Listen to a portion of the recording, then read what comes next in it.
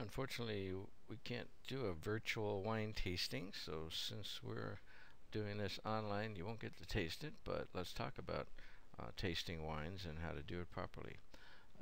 Tasting wine as opposed to just drinking wine adds an extra dimension to the basic routine of eating and drinking, turns obligation, well, they gave me a glass of wine, I gotta drink it, into a pleasure. So when you do the wine tours, as I just did in Napa and Sonoma, California, they show you how to properly taste wine with the various parts of your mouth. The tongue, the tip of the tongue, the back of the tongue, etc. As they told us on the wine tour, keep it simple. Don't intimidate people with all the fancy names. It's woody, it's oaky, it's earthy, it's coffee, whatever. You know, just drink it. You'll like it. You'll like the taste of it. Keep in mind some basic rules, though. Serve lighter wines before heavier wines. If you serve a heavy wine first, you won't taste the lighter wine. So start with lighter wines if you're going to have 2 or 3, maybe with each course of your meal. Serve dry wines, which means they don't have much sugar. They call them dry. Serve dry wines before sweet wines. Same thing. If you have the sweet wines first, you won't appreciate the flavor of the dry wine later. What season is it? What occasion? What mood? That helps determine what you're going to serve. July 4th, you tend to serve beer. Christmas, you might serve hot malt cider. So keep that in mind too. What's the purpose of the event? It's a wedding. Obviously, you're going to have champagne. There's 4 steps in proper tasting. It helps you to really, this is the fancy stuff, right?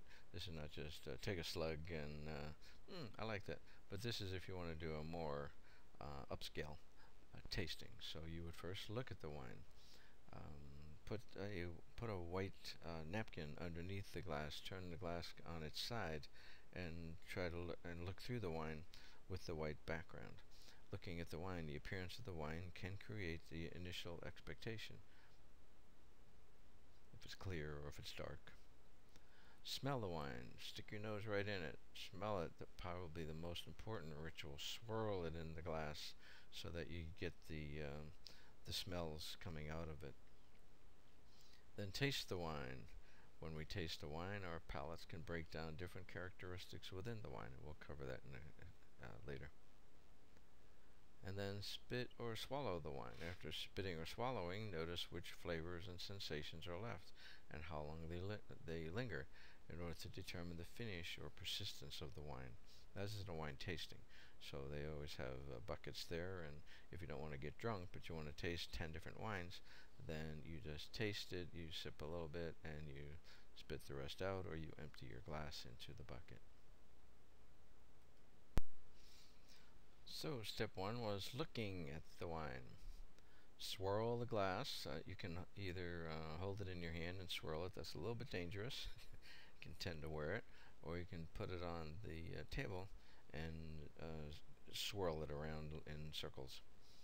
Swirl the wine in a glass and notice how quickly or slowly the wine filters down the sides of the glass after it has stopped moving. So once you, no matter whether you're holding it up or putting it on the table, you're then going to hold it up at eye level so you can see the streaks coming down the side, which indicates the alcohol and sugar content. So more legs, more streaks is thought to be good. The patterns and viscosity of the wine remaining on the glass is liquid flow, referred to as legs, or sometimes tears, but pretty much everybody calls it legs, which give a visual measurement. Good legs equals more body.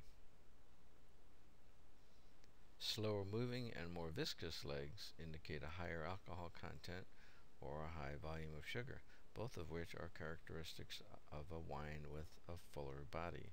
So again, you're going to swirl it around, swirl, swirl, swirl, swirl, swirl, swirl. Then look at it and look for those legs. A lot of legs, big wide legs, goes down very slowly, means more alcohol, more sugar, and a heavier beer. Oh, sorry, a heavier wine and a better wine. If there ain't nothing there, there's no legs, then that would be an indication that it may not be a good wine. I didn't mention on the last slide, so rather than redo that one, I'll mention it here, that if you don't have a clean glass, that will affect the legs, and also, I suppose, could affect, depending on what's on the glass, could affect the smell if there's soap on there, for example. So smelling the wine is probably the most important sensory perspective that you have. You're going to get your nose right in there, so you're going to do some more swirling of the wine and get the flavors released, and then you're going to stick your nose in there and see what you can detect. See if you can smell the strawberry, the raspberry, whatever the description of the wine says. I can't usually smell all that stuff, but if you're sophisticated in it, and if someone has taught you, they can give you glasses, like 10 glasses, and one's of water, and one's got rose petals, and one's got orange and lemon and raspberry, blueberry, apple, and over time, if you get good enough at it, then you can smell some wine and you can pick up those smells. For me, not so much. The process of tasting the wine. You place approximately a half ounce of wine in your mouth. You suck it in order to aerate and open the wine's aromas and flavors. So suck it. So when you see people do that, they're not being gross. That's the way you're supposed to taste the wine. I personally don't like that, but it does bring out all the flavors for sure. I don't necessarily want to taste them, but that's how you get all those flavors in there, and you can tell the boysenberry from the grape and from the apple and whatever, because it aerates, it opens it up. Swish the wine around in your mouth to make sure that as large an area of the tongue as possible has the chance to judge the wine's components. Is it acid, sweetness, tannin, salt? So the back of your tongue is going to pick up the bitter. So when you swirl it all over your tongue, you're going to pick up the bitter and the sour on the left and on the right. And then in the front is where you taste your salty or sweet flavors. So if you just sip it without getting it in your mouth, swirling it around, then you're going to miss those bitter and sour tastes, which is a good thing, maybe. But you're going to get all the salty and sweet on the tip of your tongue. The temperature for serving wine. White wine served very cold gives a taste impression that is less sweet and fruity and more acidic and astringent than the same wine at a warmer temperature. Red wine served too warm yields more perception of alcohol than the same wine served cooler.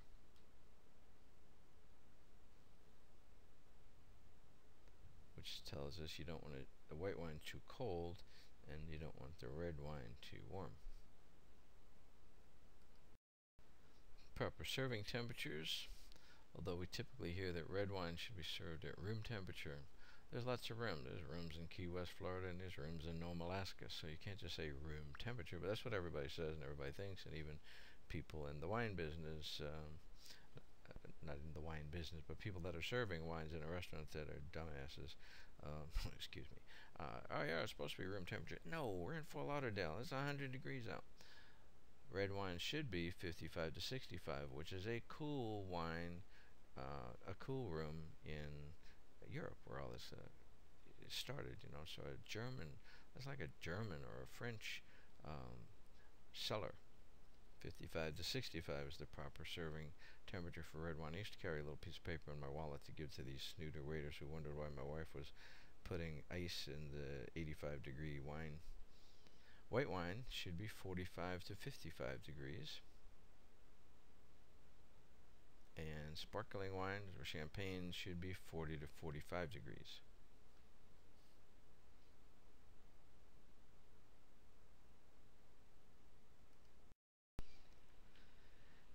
A wine described as zesty, bright, crisp, fresh would most likely be somewhat acidic. So you think of a zesty dressing, a zesty tomato sauce, going to be acidic, right? Hit your taste buds that way. So same thing with wine.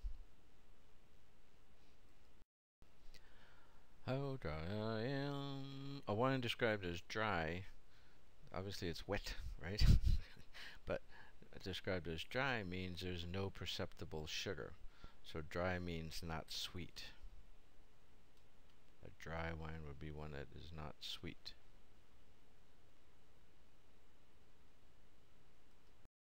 Enology, what is that fancy word? That means the science of making wine in the winery. That's called enology. The science of making wine in the winery.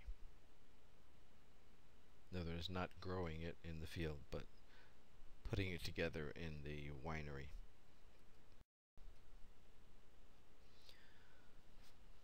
There's about 20 different species of grapevines, but only one of them, Vitis vinifera, produces most of the grapes used in high quality wine. So remember, Vitis vinifera is a species of grapevine.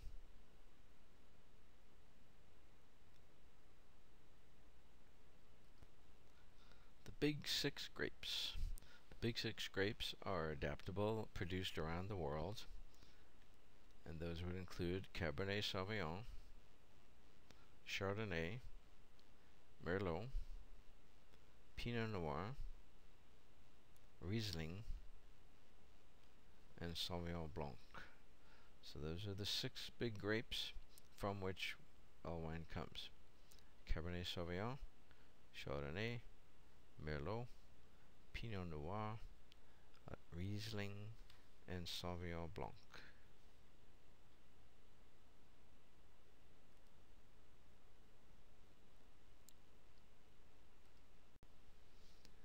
The body of wine. Most people have tasted milk and cream, so that's a good comparison you can understand. When wine tasters say light or thin body, they usually mean something very watery, like skim milk, 1%, 2%.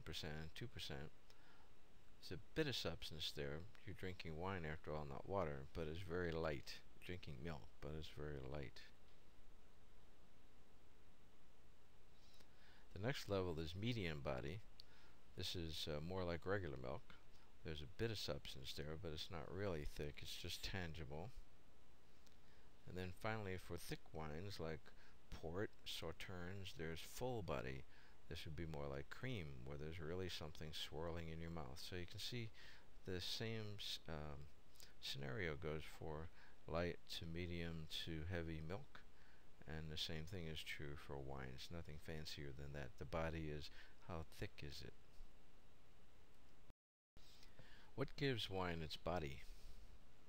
Large berries, the level of alcohol, how much alcohol is in there, the residual sugar yields, how much sugar is retained, the extracts from, for example, the skin, and the oak aging process is very big in the wines. They burn those wines over flames, and that adds to the flavor and body of a wine.